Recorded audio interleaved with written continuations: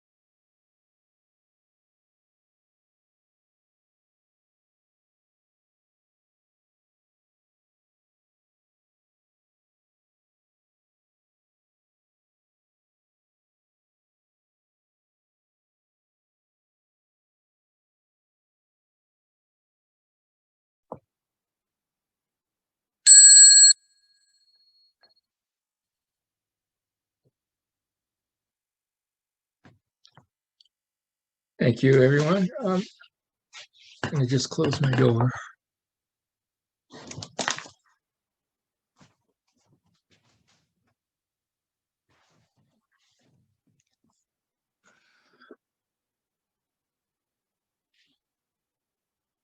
Okay, welcome back, everyone.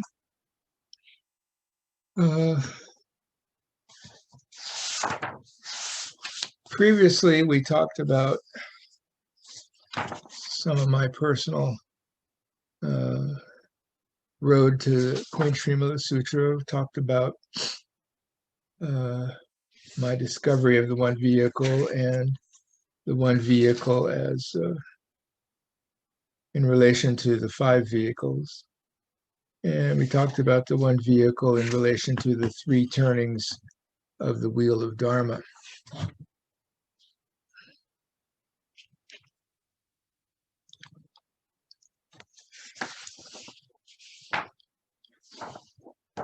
So, and we talked somewhat about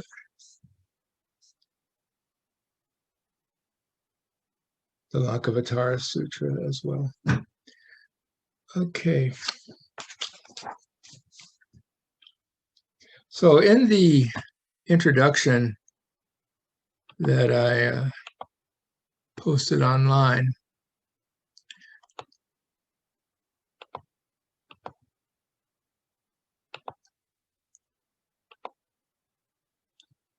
I listed these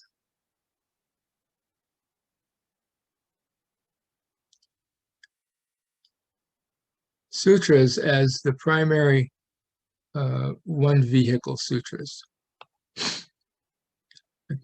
call them the core, or the sutras that make up the third turning of the wheel. And I don't know why I've never seen this presented as a collection of the one vehicle sutras. I've seen lists of sutras that include the Tathagata Garbha as a teaching. I think it has to do with the way the scholastic groups, lineages, the schools approached it early on in before the 7th century in India. The two schools coalesced of Madhyamaka and Yogacara. There was never a school per se of the one vehicle. And that's because I see that as because it was a movement that generated the whole class of sutras that I call the third turning, or that not just me, but that others call the third turning of the wheel. There was one attempt in India before sometime in either the 4th or 5th century to sort of bring together all the works on the Tathagata Garbha teaching and sort of make that into a school. But it never caught fire, and never caught the wind in the sails of enough other monk scholars in India to actually be called a school. And this treatise was the Ratnagotra Vibhaga, and mostly in English what we have to work with is Jikido Takasaki, his study on the Ratnagotra Vibhaga. The Tibetans call it by the name Uttara Tantra. The thing about this treatise is interesting is that the Queen Srimala is the most cited sutra in this treatise, but other sutras are cited as well, such as the Tathagata Garbha Sutra, the Mahaparinirvana Sutra, the Avatamsaka Sutra, the Lotus. I think the one sutra it does not cite is the Lotus Sutra. For some reason, whoever wrote that did not have very much acquaintance with the Lotus Sutra. But primarily because it was not a treatise on the one vehicle. It was a treatise on the Tathagata Garbha. So after that, even down to today, you'll hear people talk about Queen Srimala being a Tathagata Garbha text and put it in a list of other sutras that refer to Tathagata Garbha. But one of the reasons, and I wrote this in the first part of the first part of the introduction, one of the reasons I got involved in wanting to do more than just read the Queen Srimala Sutra is that I saw everybody kept saying this is a Tathagata Garbha text, a Tathagata Garbha text. And I kept writing in the margins, no, it's a one vehicle text. It's a one vehicle text. So I love the Ratnagotra for having brought forward the importance of the Queen Srimala, but then I don't like that it brought it forward for the wrong reason, basically, from my perspective. It brought it forward as the primary source for the Tathagatagarbha teaching. But what Queen Srimala does is not per se advocate for Tathagatagarbha as if it's a new thing. Queen Srimala talks about how the one vehicle looks at the Tathagatagarbha. Queen Srimala Sutra also talks about how the one vehicle looks at emptiness. And it also talks about how the one vehicle looks at the Four Noble Truths. So if you look at it in that scope, what Queen Srimala's vehicle sutra does is from the first basic teaching of the first vehicle, the Four Noble Truths, to the basic teaching of the second turning, the emptiness, and the a teaching, I don't think it's the basic teaching, but it's the innovative, new and unique teaching that did come along with the third turning, the Tathagatagarbha.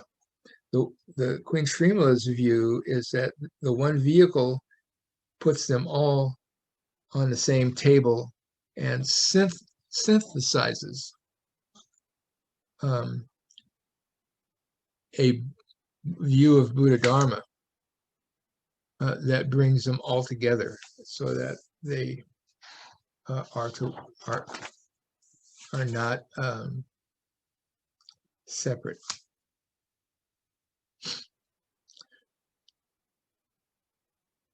One interesting crossover between this list of the one vehicle sutras, they are the Lotus Sutra. Everybody forgets it's really the White Lotus, but it's called the Lotus of the Real Dharma Sutra. The Avatamsaka, the Great Comprehensive Buddha Flower Garland Sutra. The Sutra of Union with Deliverance, the Samdi Nirmokana Sutra. This is a fun one because every translator who translates the title Samdi Nirmokana comes up with a different English translation for it. Queen Srimala, the Mahayana's Grateful Nirvana, that's the Mahaparinirvana Sutra. The Sutra of Taking Up and Turning of the Great Drum, sometimes just called the Great Dharma Drum Sutra or the Great Drum Sutra. The Sutra of the Treasure of Going Down to Lanka, that's the Lankavatara's full name. Sutra of the Diamond Samadhi, or Vajra Samadhi. The Sutra of the Root Karma of the Bodhisattva's Gem Necklace. The Non-Regressing Wheel Sutra. The Finger Garland Maker Sutra. This is the Mahayana Angulimala Sutra, not the Pali Angulimala Sutra. And the Shurangama Sutra. These are all sutras that state that the Buddha's teaching is the one vehicle. And there's some other related sutras, the Instructions of Vimalakirti, which I've indicated I see as the bridge between the Emptiness Sutras and the Suchness Sutras of the one vehicle. The Tathagatagarbha Sutra is a very short sutra with 9 metaphors or similes for the Tathagatagarbha, like the Tathagatagarbha is the gold buried under the house, things like that. Very short, but it's considered the first sutra that directly presents the Tathagatagarbha.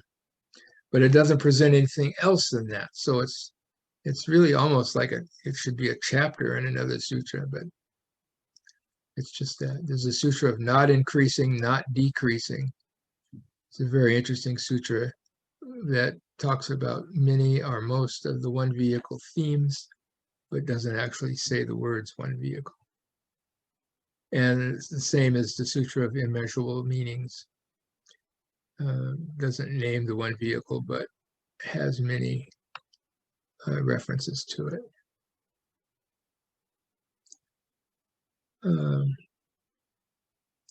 Just quickly to go, because they're in the introduction, the treatise of arousing of faith, the great vehicles arousing of faith, known as the awakening of faith in the Mahayana. It's really the Mahayana's arousing of faith, and the faith that's aroused is faith in mind. It also does not say the word one vehicle, but everybody all the people who comment on it, from D.T. Suzuki and many others, say that it is the combination of, it reads like an outline of Queen Srimala Sutra and the Lankavatara Sutra. And I've also done a translation of that, by the way, which sometime may get out in the public. And this one is the most interesting to me because it's the one I know the least about in terms of the context. This is the Tibetan Dolbhopa Sherep Jeltsin. Dolbhopa means the Buddha from Dolpo. He wrote The Mountain Doctrine, Ocean of Definitive Meanings. This term, definitive meanings, has come up already and will come up again. It's part of a dual meaning. The temporary or provisional meanings of the first turning of the wheel and the second turning of the wheel, and the definitive meanings of the third turning of the wheel. As I said once before, I think I alluded to this. Every time it comes up, I always have a footnote caveat that this is as problematic as it is helpful. Because saying that all teachings are upaya, that's the hallmark of the one vehicle. So saying that the third turning teachings are definitive and the others are only provisional sort of throws a dualist, oppositional thing into upaya that causes more confusion than not. But other than that, and this term definitive meanings, we'll find it again because it comes up in one of the chapters. So it's not unrelated. It's one of the chapter titles of Queen Srimala's Sutra. But instead of translating it as definitive meaning, I translate the term nirtartha as clear meaning. Because my idea is that there are clear teachings and unclear teachings in the sense that they are more or less directly pointing to the moon or pointing to the reflection of the moon in the water. That's how I view that distinction. But what's interesting about this is it's a Tibetan master who did his unique and individual survey of sutras and treatises and tantras, put them all together and called what he was teaching the Great Middle Way. And as I read this translation by Jeffrey Hopkins, it became very clear that his use of the term Great Middle Way was his way of saying the one vehicle in the context of Tibetan Buddhism, that they would understand that it's not something different. It's not like it's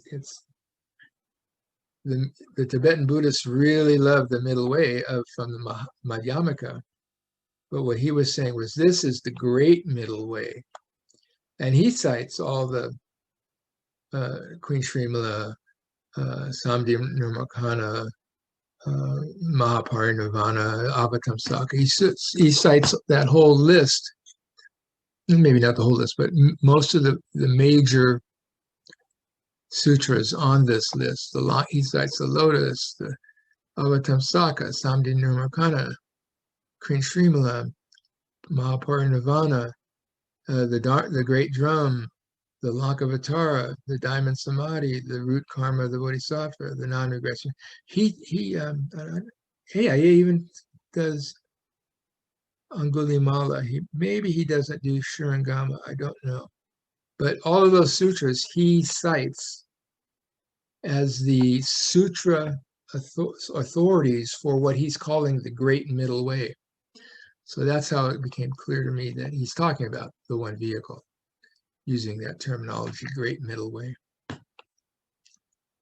The interesting thing is he lived here in 1292 to 1361, the 14th century, basically. But then Tsongkhapa came along 100 years later, wrote his major treatise attacking Dolpopa's treatise. And the primary idea between what's called self-emptiness and other emptiness. This became a major point of disagreement and controversy in Tibetan Buddhism. And I don't know, the little I know about Tibetan Buddhism is they take their treatises very seriously. They actually give almost more credence in their system to treatises than to the sutras. But Dolpopa said the other emptiness idea that, Tsongkhapa said the other emptiness teaching that Dolpopa got from the sutras, and most notably from Queen Srimala Sutra, as Dolpopa explains it and uses the quotations, which we will get to in the third part of Queen Srimala Sutra, on this distinction between self-emptiness and other emptiness. Tsongkhapa said that was contrary to Nagarjuna's teachings in the Madhyamaka treatises. Therefore, it had to be wrong.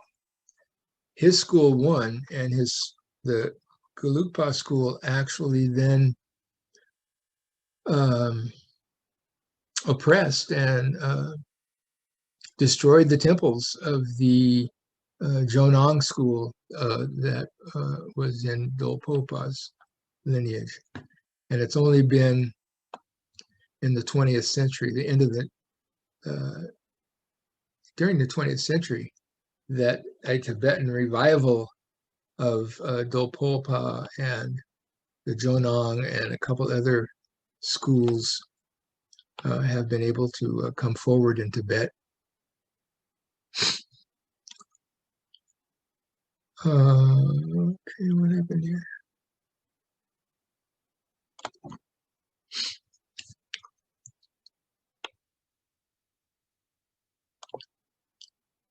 I want to go back to the introduction part 1 and just review.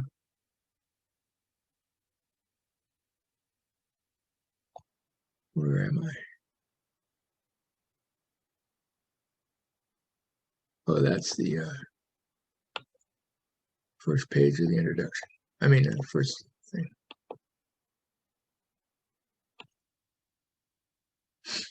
Just want to do a quick review in case nobody read these.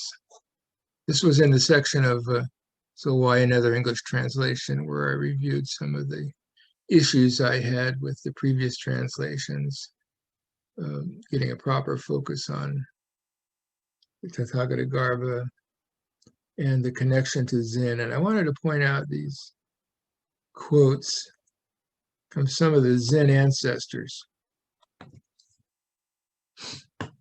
The fifth ancestor, Hongren, wrote what he called the title, The Discourse on the Most Supreme Vehicle. And in that discourse, he says, this discourse shows the one vehicle as the lineage.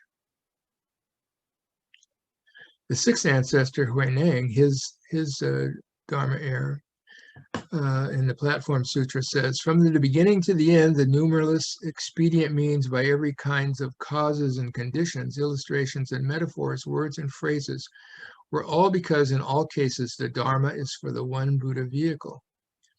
Why you do not understand is because the 3 carts were provisional for former times, and because the one vehicle is true for the present time. Chan Master Zongmi, who was also a Hawaiian master, wrote, Buddha's teaching itself goes from shallow to profound. In outline, there are 5 levels: the teachings of humans and heavenly beings, the small vehicles teaching, the great vehicles teaching of characteristics of dharmas, the great vehicles teaching of destroying characteristics, and the one vehicles teaching of manifesting nature, or manifesting the nature, or manifesting one's own nature. And Wang Bo, one of our favorites, who was a contemporary of Zongmi, he wrote, from Buddha to the ancestors, they didn't even discourse on different matters. They only discoursed on the one mind and said one vehicle. If you actually search for the truth in the 10 directions, still there are no additional vehicles. So that was what got me all into this convergence between the one vehicle and seeing all the early Zen recognition of the one vehicle. Oh, lastly, is one of the commentaries, the most known and shared commentary on Queen Srimala's Sutra is by a monk, Shi Tsang. In his commentary, he cites the other one vehicle sutras, Mahaparinirvana, the Lotus, Avatamsaka, Lankavatara.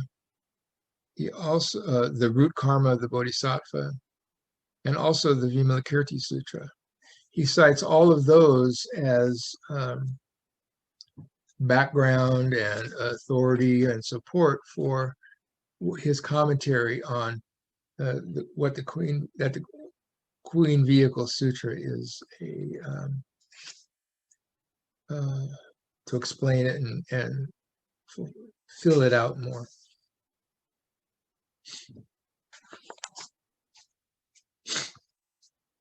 Okay, so let's get into the more direct history of Queen Srimala's Sutra per se. It was written in Sanskrit, but nobody has a Sanskrit original anymore. The only Sanskrit that we have is in 2 treatises, quotes from 2 treatises that were written in India. So you'll find out in some people, when there's no Sanskrit text, some of the modern scholars of the last 50 years have argued that that's a big indication that the thing didn't even exist in India. But in fact, there's lots of sutras that no longer have their Sanskrit text. Unfortunately, if there's only a Chinese one and it's also not in Tibet, then there tends to be a presumption that you have to rebut that it was actually written in China. I find that very unfortunate, and I follow D.T. Suzuki's view on that perspective. But we do have these quotes in the 2 treatises. One of them was the Ratnagotra I just mentioned, that quotes Queen Srimala more than any other sutra. And there's another treatise, the Sikya Muktakaya, that quotes Queen Srimala Sutra, but only from chapter 4, the chapter on the acceptance of the real Dharma. So it's interesting that we see, and Ratnagotra does not quote from chapter 4. So we see that there's 2 treatises that quoted from 2 different sections, one from part 2 and one from part 3, for the purposes that they wanted to cite, and did not, and neither one of these treatises really approached Queen Srimala in the whole, when they were citing the Sanskrit quotes. Queen Srimala was translated 4 times. The first 2 translations, even in Chinese, I mean, it was also translated in Tibet, at least I think twice, but it was translated in China 4 times. The first 2 were in the 4th century or early 5th century. Both have been lost, and some people think it may have just been a rumor that they were translated, like somebody got a translation attributed to them that didn't really happen. Be that as it may, the first Chinese translation we have now for clear in the Chinese canon is by Gunabhadra, and his translation is dated 435 of the Common Era. So that's in the first half of the 5th century.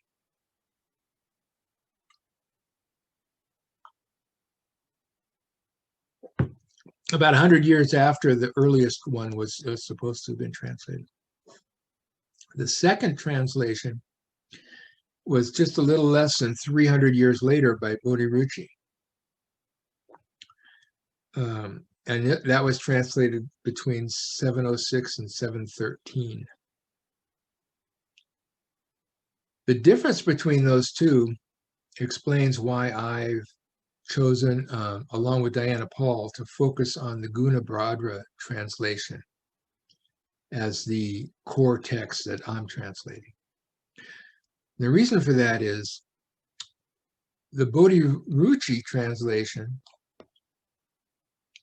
translates from the collection of sutras called the Ratnakutra, meaning the treasury of jewels. And both the Tibetan translation and Bodhiruchi's translation are translations from the Sanskrit Ratnakutra. But Gunabhadra was translating from an independent Sanskrit text. It's my thesis, hypothesis, supposition, suggestion, whatever you want to say, that Gunabhadra was using the more authoritative edition, because the edition that was added into the Ratnakutra collection of 49 sutras, in which Queen Srimala is the 48th, it seems to me that there are amendments or edits that were made by the compiler of that collection. And so I agree with Diana Paul that the Gunabhadra one is the more reliable and closer to the source as we can get.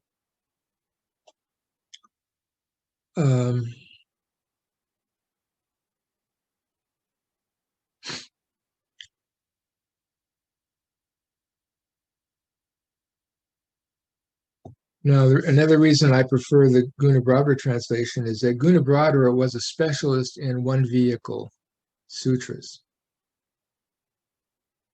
translation. He translated many of them, including the Lankavatara, the Mahayana Mahaparinirvana Sutra, and the Srimala. So he was very well known for that. Also most interesting is that in researching the Lankavatara Sutra, I found a Japanese scholar who said that Gunabhadra's translations were very interesting because he translated in Chinese in a style very close to the Sanskrit syntax. This drove the Chinese literati a little into frustration and got them perturbed. That's one of the reasons why later on he translated in the 5th century. In I think it was the 8th century, the 700s, they wanted a new translation that was more befitting of the ornate language of the Chinese literati. And so new translations were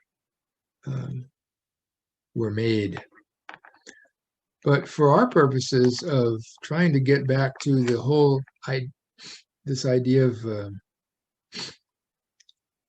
clear view of what they're saying, I like Gunabhadra's Chinese syntax because it is more like my style of translation into English. I really relate to his translations into China and stylistically as my translation, as I translate into English. Another interesting thing about Gunabhadra is he used a translation team. It's clear he must have known some Chinese, but he didn't feel confident enough to do his translations by himself, especially since he wanted to get cranking on it. He came to China, and Queen Srimala's, the translation of Queen Srimala was the first translation that his team made when he came to China. The Chinese, the leader of the Chinese team that he worked with was Pao Yun. And Pao Yun had previously worked with two translators, the famous Kumar Jiva and Fa Xian, who was a Chinese translator. But when Gunabhadra came, then Pao Yun went to him and became his chief Chinese translator of the team. So what we know from that is there was a robust interplay between the people working out the meaning in the Sanskrit and the best way to present it in Chinese. But it's clear that Gunabhadra had his stamp on the team because all of his translations use the what I called the Gunabhadra syntax adaptation of the Sanskrit syntax.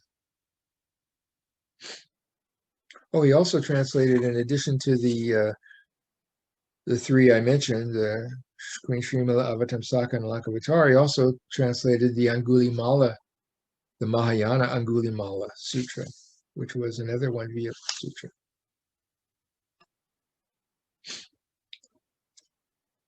So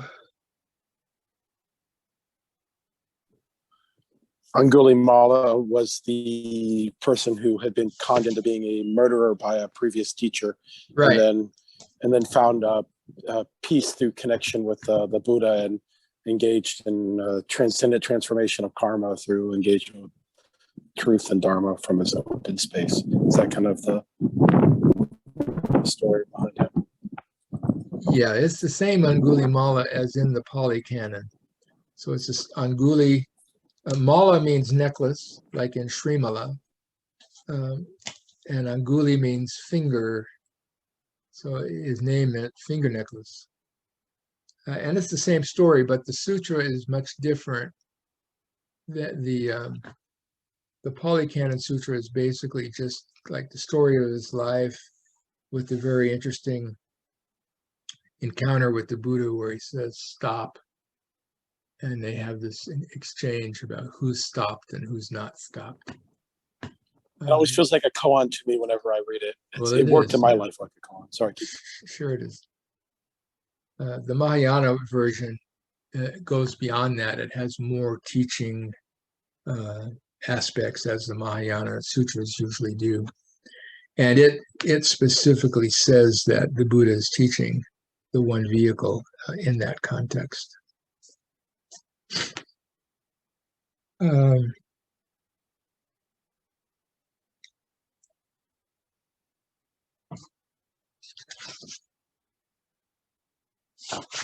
let's see. I do want to touch on this question. It becomes an interesting question. It's not anything we have to define for ourselves or come to terms with for ourselves conclusively. But it's an interesting question that's raised by all the translators who have introductions, such as Diana Paul and the Waymans, is where did the sutra come from?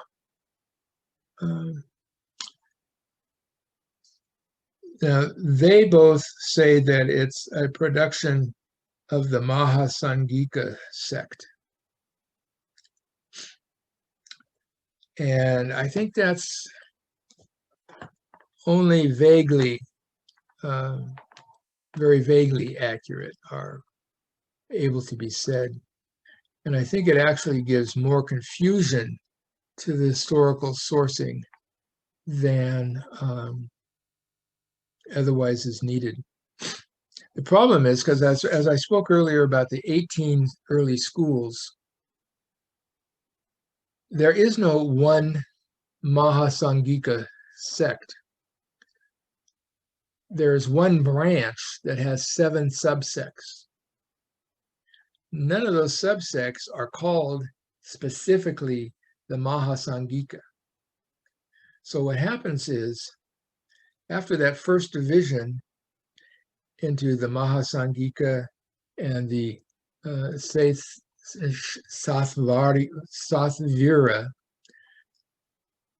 the Mahasangika breaks into 7 subsects. So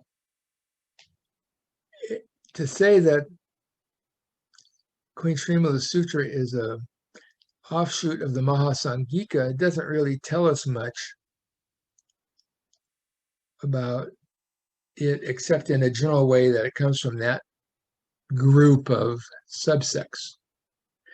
However, there's another problem, which is the Satvara broke into 3 primary groups, each with 3 or 4 subgroups, and that adds up to the 11. So the 7 Mahasamgika and the 11 Satvara make the 18 schools.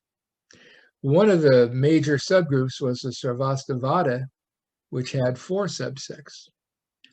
Many of the Sarvastivada teachings, maybe not many, but some, are also found in the Mahayana and in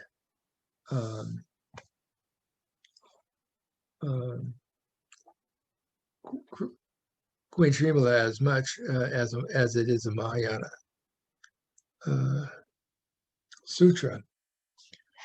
So I wish people would just be more clear that it's part of the movement that developed the Mahayana and developed the Mahayana in terms of the one vehicle, the Ekayana. And it's not strictly a linear progression of the Mahasamgika to one of the subsects of the Mahasamgika that produced this, and then somehow there was a new morphing. The morphing happened before the Queen Srimala was written. And the people who wrote it, along with the Lotus Sutra and others, had already left the frame of reference of the 18 schools and were already identifying as a Mahayana school outside. And they all came from these different branches. So I think we'd have to, we can say that many of them came from the Mahasamgika branches, but we have to acknowledge that some of them, even if not a majority, came from the other branches of the early 18 schools. So I think it's just too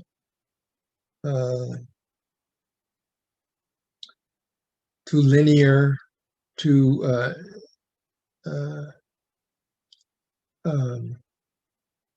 reductive to try to say that this Queen Srimala Sutra is a composition of the Mahasangika sect. And so that really rubs me raw. So I'm not really happy with that idea. Because, again, the use of the term Mahasangika in that sense doesn't reflect which of the 7 subsects they're talking about. We can, however, and I do agree with both Paul and Waymans on this, locate the area in which it was produced, and that is South India. We have, I mentioned earlier that interesting reference in the continued biographies of eminent monks that said Bodhidharma taught the Lankavatara Sutra according to the interpretations of the one vehicle school of South India. And that word school is the word in China, zong, which can also mean lineage. So sometimes I say one vehicle school, sometimes I say one vehicle lineage of South India. So we know that the Lankavatara, the one vehicle, has a school or lineage in South India. And by other factors, we can surmise that Srimala was produced in South India, in that area. Oh, I just wanted to go back to one issue on this question of who it was produced by. In his book, Buddhist Sects and Sectarianism by Bhihuti Baru, he says, Eat Singh, who traveled to India in the 7th century, his travels were between 671 and 695. He reported that all those sects that I'd mentioned, the Mahasangika and the others, were thriving. But then he said that there existed in India the 2 groups, Mahayana and Hinayana. Of course, we know Hinayana is the smaller vehicle and Mahayana the greater vehicle. But what I Ching said, it says here, I Ching describes Mahayana very simply thus. Those who worshipped the bodhisattvas were called Mahayanists, and those who did not worship them were Hinayanists. So that's his definition. And so you see that definition was not at all related to any of the 18 schools per se, but reflected the general position that the Mahayanists were the ones who, this translation uses the word worship, but, were devoted to or venerated highly the bodhisattvas as the highest. And those who did not venerate the bodhisattvas the highest were those who venerated the arhats the highest. So that was the rule of thumb that I Ching learned during his, 20 years, nearly 24 years in India. So I think that's another important point to realize that coalescence of the Mahayana really came from everywhere, and the veneration of the bodhisattva ideal became one of the major gluing factors that brought them together. But as I mentioned earlier, there were other issues such as the faith in the Buddha and the stupas that were all things that, and the importance of lay people in the practice, are all things that various people have attributed to that coalescence of what brought people together to call themselves the Mahayana. When Queen Srimala was translated, it made a big bang, a big splash in the Chinese world.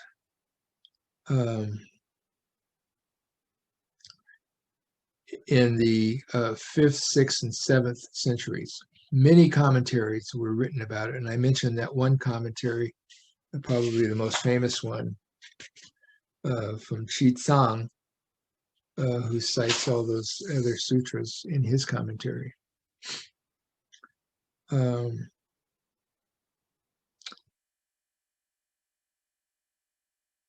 Of course, as just like the Lankavatara, after a certain time, the emphasis or influence of Queen Srimala fell to the wayside. That basically, in one sense, happened with at the same time as the Lankavatara. The two of them both sort of had, because the Lankavatara mentions Queen Srimala, and those two and the Awakening of Faith, all three were working together synergistically, and really put a stamp on Chinese Buddhism in the 5th, 6th, and 7th centuries. Up to the beginning of the 7th century, for sure. But just as in the Zen school, after in the middle of the 7th century, it transitioned from emphasis of the Lankavatara to the Diamond Sutra.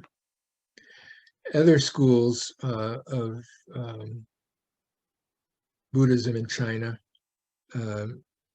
presented more emphasis on either the Avatamsaka, the Huayan school, or the Lotus Sutra, the Tendai.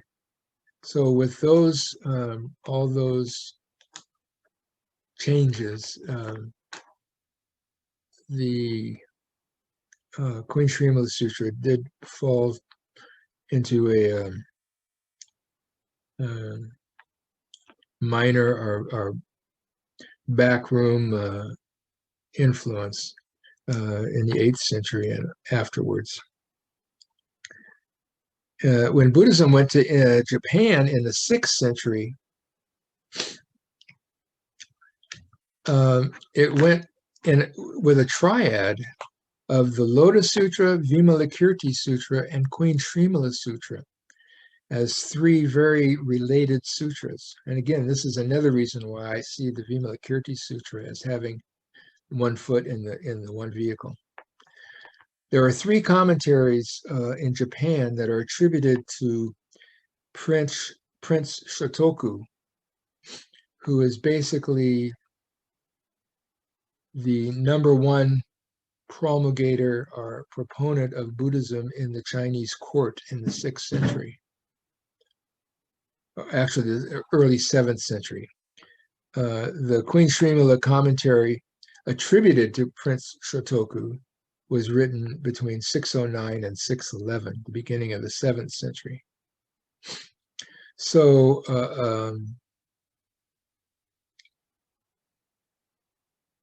it was so important that Shotoku himself was considered to be a reborn incarnation of Queen Srimala. And the Waymans in their book have basically the only painting in the world that is considered to be a painting of Queen Srimala. This is very dark to see.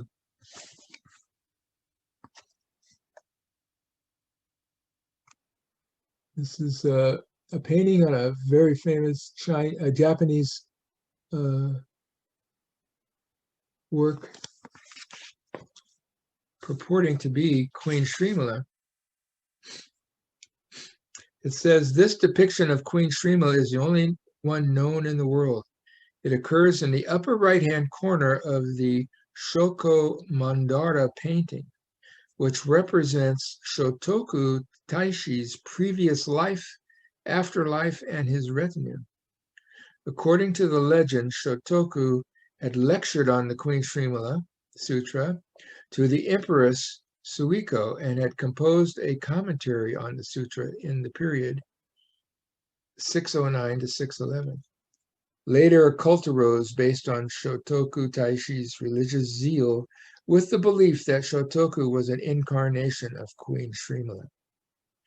The cult reached its peak during the Kamakura period. It was then that the painter Gyoson painted the mandara in 1253 at the request of Kenshin Tokugyo, scholar monk head of Shoryoin Horyuji.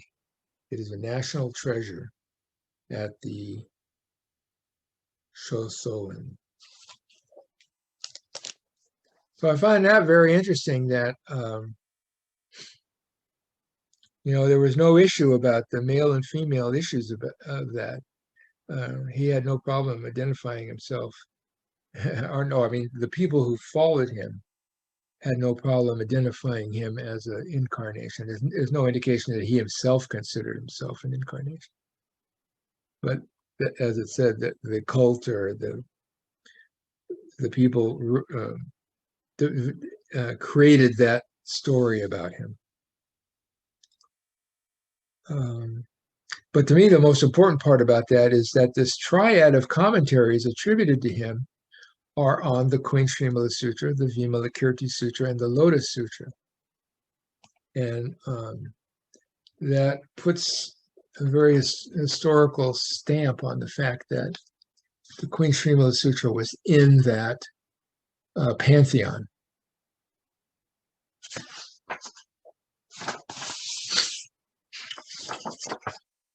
Okay, so let's look at the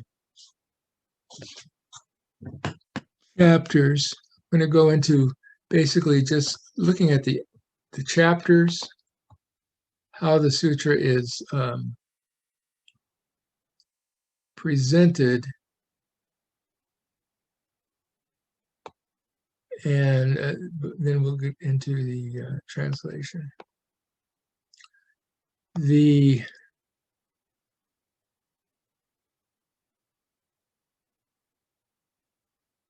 Let's see here. The thing is, the various translators have done different things with how to divide up the chapters.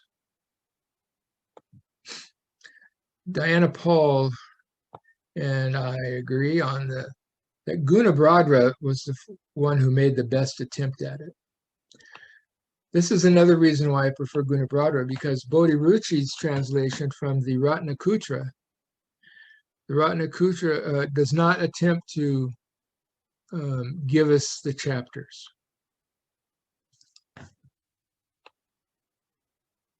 My reading of the text divides the 15 chapters into 3 parts. Diana Paul does not use the 3 parts division. She just has the 15 chapters.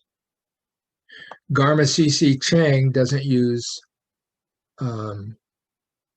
chapters of any kind in his translation. Gunabhadra doesn't use parts. He just uses the 15 chapters.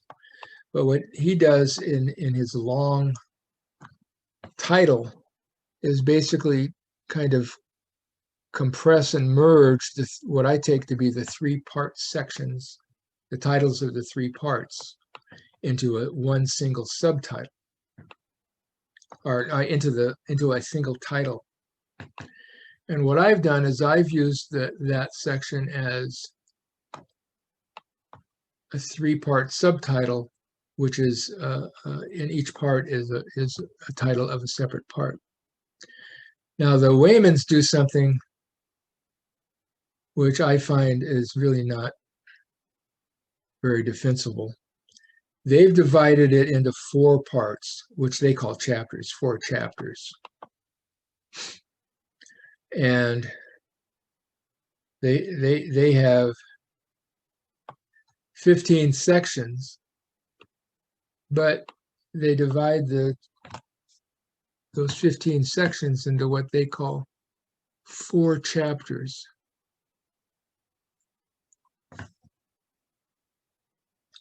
And I find the way that they've placed the chapter divisions very strange and odd. So we don't need to go into the details of my critique of that, just to say that everybody divides chapters, everybody does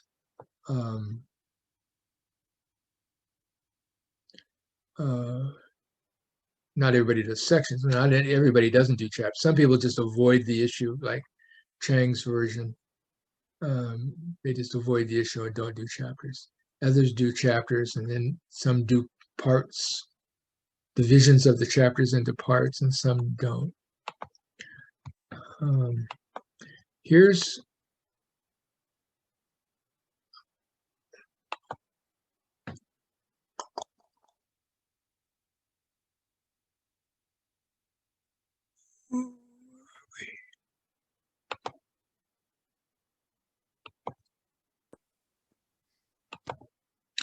this is the entrustments section. Now, the Waymans give this the title epilogue. I've given it the title entrustment because it's one of the, just like sutras always begin with, thus have I heard, a description of a location and the audience. The full complete sutras always end also with the entrustment, an entrustment section. Just like in the Tibetan version of the Heart Sutra, it adds the entrustment section after the Gate Gate mantra. Well, Queen Srimala's has the entrustment section, and so I give it that title instead of epilogue. And basically it says this is when the Buddha returns. He has come to have the discussion and interplay with Queen Srimala, and when that's completed, he returns to the Jeta Grove. So it's clear that this is a different part of the sutra. So it says that the World Honored One returns to report to Ananda, the senior elder, and to the Deva Sakra. This is that Sanskrit S, which sometimes people just say Sakra, but it is Chakra, like Srimala. Chakra responded at the time with his retinue.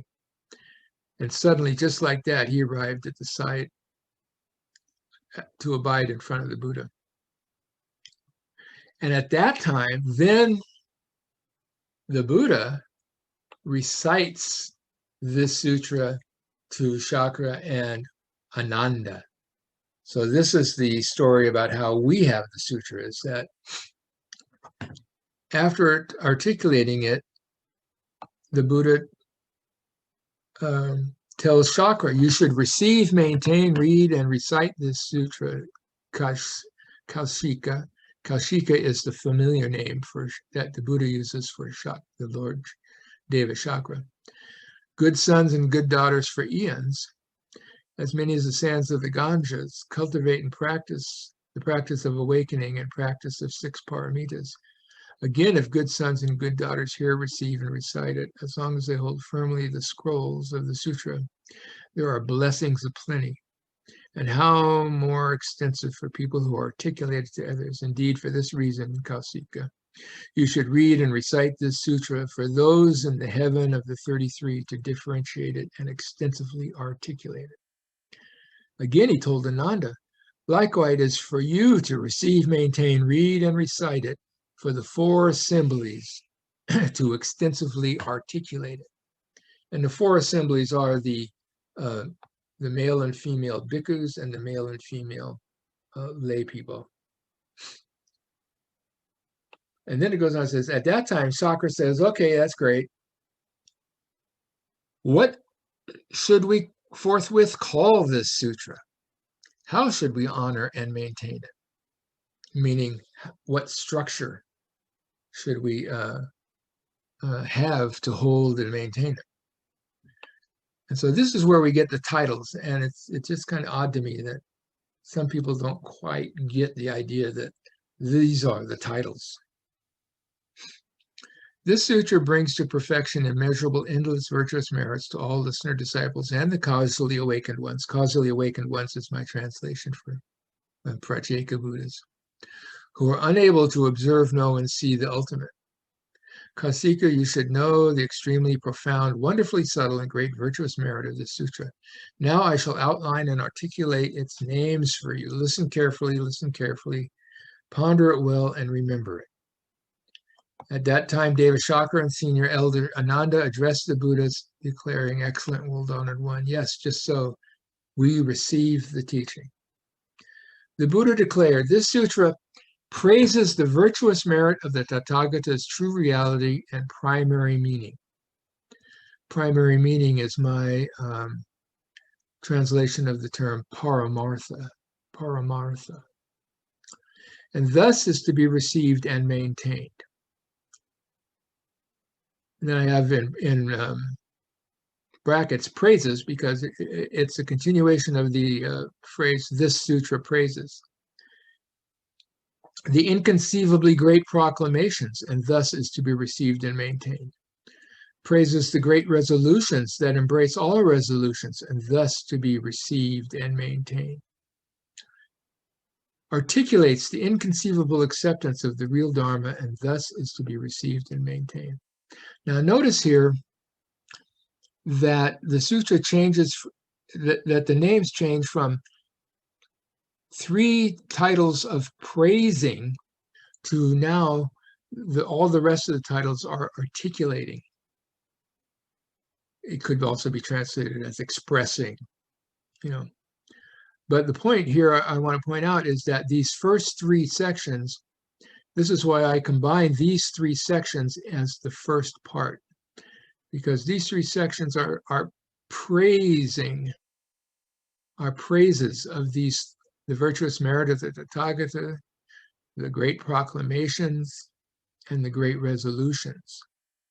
And so these 3 are in a category of their own, which I call the part 1.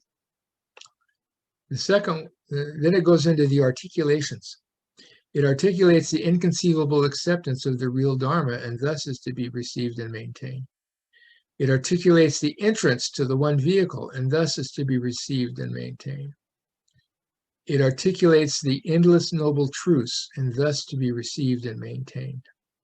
Articulates the inner Tathagata, and as I said, that's my translation for Tathagata Garbha, thus to be received and maintained. Articulates the Dharma body, articulates the concealed true reality of the meaning of emptiness, articulates the one truth, articulates the one support that is always dwelling tranquilly secluded, articulates the inversions of true reality, articulates the concealment of the clear and pure mind of one's own nature, articulates the Tathagata's true children, and articulates the lion's roar of Queen Srimala, and thus is to be received and maintained. So for me, these are the titles. I use these titles in full for each of the 15 chapters, what I call 15 chapters. Not each of the 15 chapters, of the chapters, chapter 4 through 15.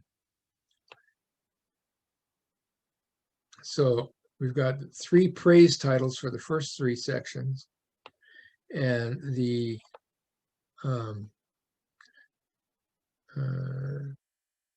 12 titles for the sections of articulation. Now we get to this part here. It stops with the articulates and says, and it no longer says, has this tagline, thus to be received and maintained. Furthermore, Kaushika, the sutra actually articulates. Now, because it says actually articulates, this is what I take to be the subtitle of the whole sutra as the 3 parts. It actually articulates the severance of all doubts, the certainty of the clear meaning, and this word here, clear meaning, is what I am interpreting as the term definitive meaning I mentioned earlier. Some people call it the final meaning. There's various titles for translations of this word in your Tartha. and the entrance to the way of the one vehicle. So you see this one earlier is the entrance to the one vehicle, but this is now saying the entrance to the way of the one vehicle. So that's why I use this as the section title for this chapter, beginning with the entrance to the one vehicle and all the other ones following, because all of these are articulating the entrance to the way of the one vehicle. Kausika, now by the means of these articulations, the Sutra of Queen Srimala's Lion's Roar is handed over to you. So there we get the full title now. The Sutra of Queen Srimala's Lion's Roar is handed over to you. The Dharma abides for as long as you receive it. Maintain, read, and recite it. So comprehensively, to comprehensively differentiate and articulate it. And then we have the Denoma, at that time, Chakra and Ananda, as well as the various great associations of devas, Ashuras, Gandharvas, and the like, heard that which the Buddha articulated and joyously respected and practiced it. So I want to go into some depth at that to explain how I derived or arrived at the structure of the sutra and present its why I have the title as a subtitle.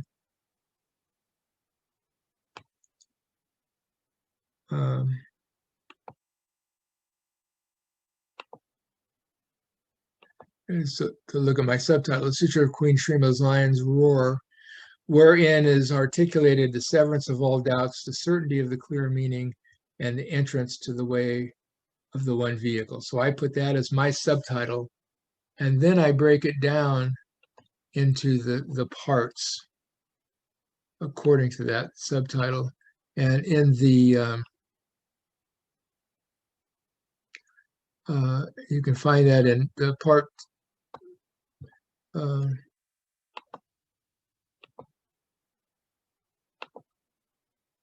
part 2 of the introduction, if you want to kind of like look ahead at everything. I present all this. I present a synopsis of every part of the sutra with the title.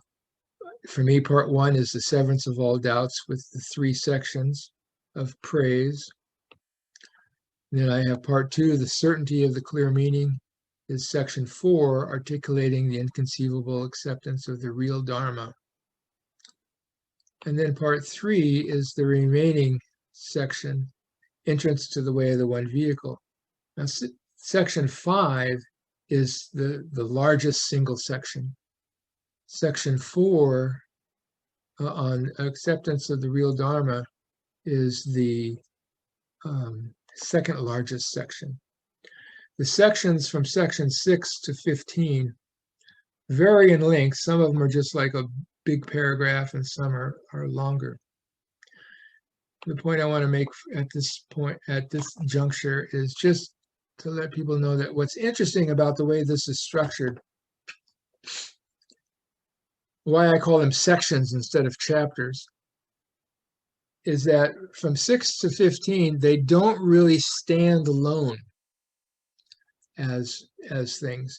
What they do is they introduce a topic, and then the discussion flows on, and the next section introduces another topic. So in section 6, we see the boundless noble truths are introduced, and then in section 7, the Tathagatagarbha is introduced. Then in section 9, the Dharma body is introduced. And what's happening in all of these, and then the next one is the concealed true reality of the meaning of emptiness. So what happens is it's the one vehicle pulling each of these topics into the conversation and kind of turning them over and going away, like it goes away a little bit from the Four Noble Truths directly. But then you see down in section 10, articulating the one truth. That is doubling back to the discussion of the Four Noble Truths, saying that one of the four Noble Truths is really the truth that is the one that is stable, or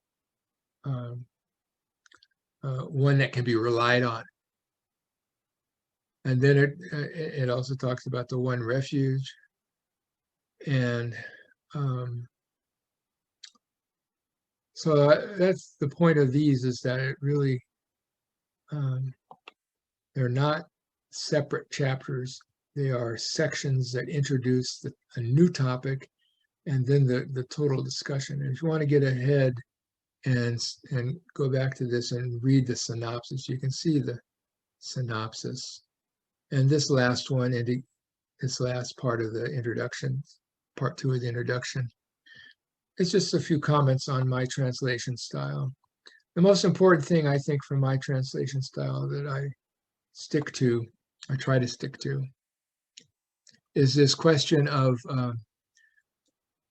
for each Chinese word, I routinely prefer to use only one English word. As I said here, like the word dharma can get translated as truth, reality, law. The word samyak gets translated also in various ways. And sometimes the word dharma gets translated according to a word that would be more meaningful to the word samyak, or satya. So when we're most usually reading an English translation, oftentimes, like dharma body will sometimes be called the truth body, the absolute body, the law body. In that case, I just keep it the dharma body. And when I translate the word dharmas, then I use the word things. So when I translate the dharma as the big picture word, I use the word dharma. I don't translate it, I say dharma. And when I translate the word dharmas as things, I call them, basically, they are the quanta of our perceptions, is to me the best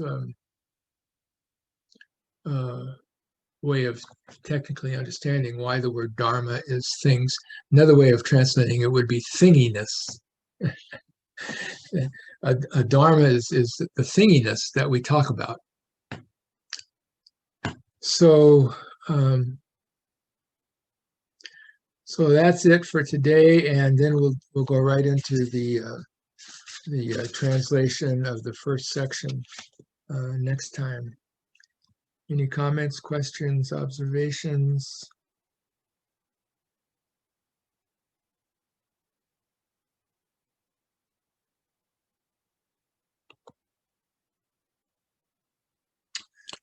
I have one comment question. Just I noticed when you were reading those section headers, they had this impact on me of kind of the way I remember Huineng talking about teaching the Dharma, where he talks about kind of pointing out one thing and then kind of negating it, or kind of pointing out the opposite very quickly, or pointing out half and then undoing it or something. They have this, feels like it's a direct pointer and then kind of points past the direct pointer itself to what it's pointing at. It has they have evocative qualities. And particularly the rhythmic way that it was read had this like, and that's why you venerate it. It's kind of a thing that just felt like it really put me in a state. It was quite interesting. That's interesting. That's good to hear. Yeah, that section in the Platform Sutra is in the 10 chapter version of the Platform Sutra. It comes in chapter 10, where Huineng is entrusting the teaching to his chief disciples. chief followers, and he gives the teaching on how to deal with opposites. And it is to me one of the most fascinating sections of the Platform Sutra, where he always says, well, when somebody asks you a question about one opposite, you should phrase the answer in terms of the other opposite to show their mutual relationship. That's a very fascinating section, which I think every Zen student should study deeply. Yeah. Yeah, so the translations had that quality for me, which was very beautiful and kind of, and also had that quality I sometimes get with Dogen, where it feels like he kind of like stuns me into openness with flipping the gem every which way, you know? Yeah. Yeah.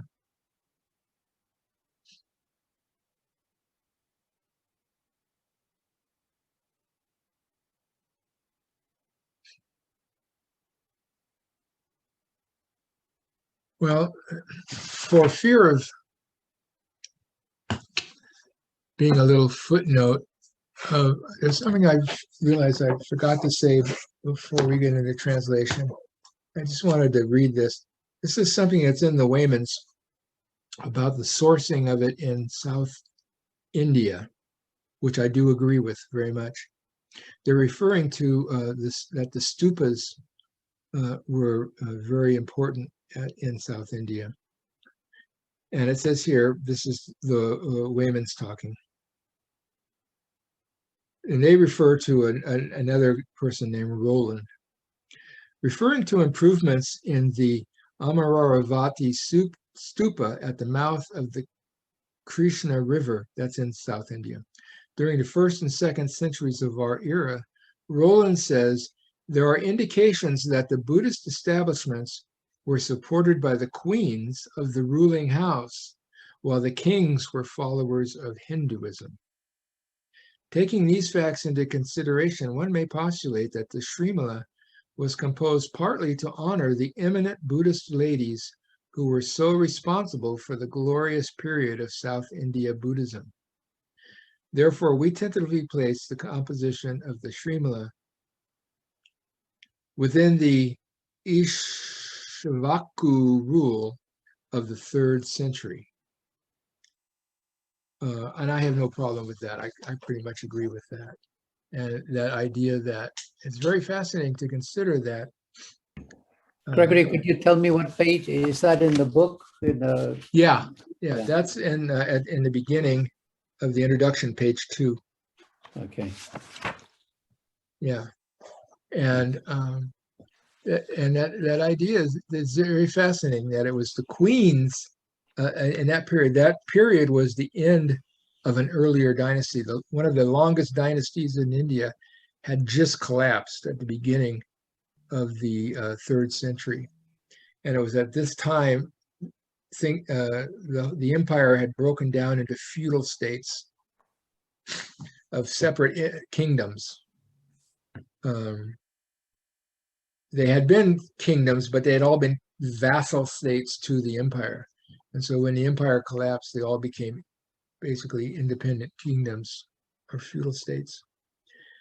And Buddhism and what is loosely called Hinduism were both, of course, popular and there, but it turned out that for some reason in that area, it was generally, in terms of the lay people of the upper class, the women tended to be more supportive of the Buddhist sanghas, and the kings were more supportive of the Brahmin caste and the rituals that they provided for the success of the king's rule. So there's sort of a division of labor in that sense, but also a division of purpose. The kings were apparently more inclined to support the Hindu Brahmins because they were the ones doing the rituals for maintenance of the society, and at which the king was at the top. whereas the queens were more interested in the stupas and the lay practice of Buddhism and became the major supporters of the Buddhist sanghas. So it's not at all um, what's the word I'm thinking of? Unique or bizarre or silly to see that the role that Queen Srimala has, Queen Srimala's parents and Queen Srimala has, is very clearly in terms of sociology and culture tied to this um, cultural fact of the queens being more perceived as supportive of Buddhism.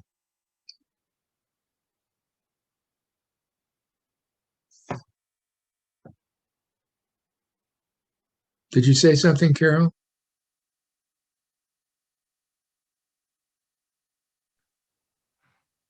I just muttered under my breath. That is fascinating. It's fascinating to me that this lineage and the tradition that really is an underpinning of all of the Zen that I understand and attempt to practice came down through a feminine conduit like that. That's pretty amazing. I like it.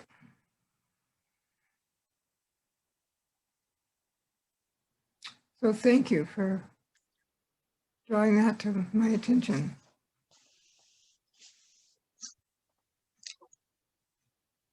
You're welcome. And any last words? Questions? Going once, going twice, going 3 times. Thank you, everyone, and we'll be back. And Oh, I do have a question. How far should we read into the sutra to be really, what part of it are you going to cover next time? what we're going to cover is what's called post 3 on the web. Yeah, okay. It's called post 3.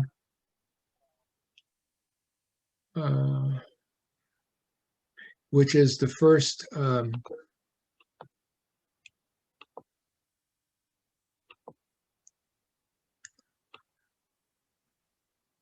Queen Srimala Sutra, post 3, part 1, the severance of all doubts. And so this has sections 1, 2, and 3. So this is where we'll begin. And I don't know, of course, how far we're going to get to it. We definitely won't get past this next time. Okay. But this is where we're going to be starting with the 3 sections. The first section where the praising the virtuous merit of the Tathagata's true reality and primary meaning. So this is the introduction. It sets up the how Srimala got notified of the Buddha's teaching and her praise of the Buddha in gathas, and then her great proclamations as a newly minted bodhisattva. She makes 10 great proclamations. Most people are familiar with the 10 vows of Samantabhadra, but these are, I think, rival his in terms of meaning and value for us. And then section 3 is a very short section on 3 great resolutions that embrace all resolutions. And it's an interesting sort of transition between the vows of Queen Srimala as her proclamations, and then her acknowledgement that there are 3 ways to bring that forward and to be resolved to bring that forward. So that's what we'll be getting into. Thank you.